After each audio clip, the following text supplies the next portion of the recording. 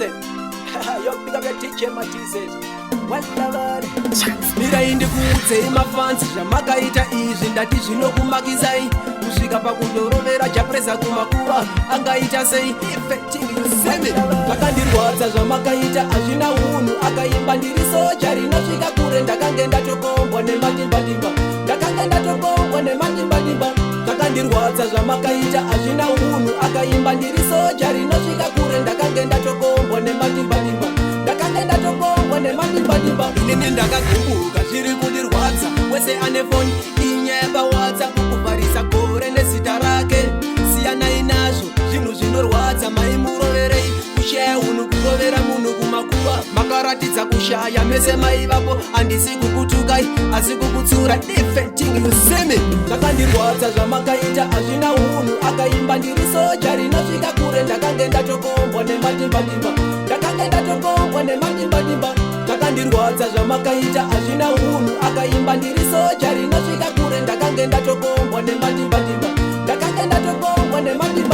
mirai ndikuudzei mafansi zvamakaita izvi ndati zvinokumakisai kusvika pakutorovera chapresa kumakuva angaita sei ndati mirai ndikuudzei mafansi zvamakaita izvi ndati zvinokumakisai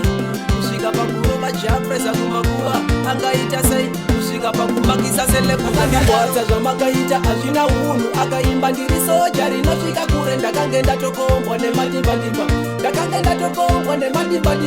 zvakandirwadza zvamakaita hazvina unhu akaimba ndiri soja rinosvika kure ndakange ndatokombwa nematimbandimba inini ndakagumbuka zviri kundirwadza wese ane foni inyaya pawhatsapp kukuvharisa gore nezita rake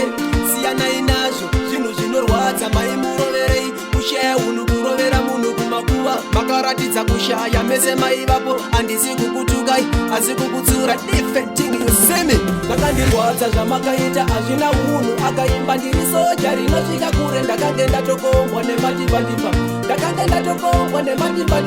zvakandirwadza zvamakaita hazvina unhu akaimba ndiri soja rinosvika kure ndakange ndatokombwa nematimbandimba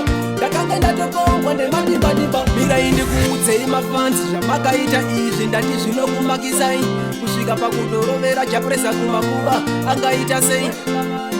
ndati mirai ndikuudzei mafansi zvamakaita izvi ndati zvinokumakisai kusvika pakurova chapresa kumakuva angaita sei kusvika pakumakisa sele zvakandirwadza zvamakaita hazvina unhu akaimba ndiri soja rinosvika kure ndakange ndatokombwa nematimbandimba zvakandirwadza zvamakaita hazvina unhu akaimba ndiri soja rinosvika kure ndakange ndatokombwa nematimbandimba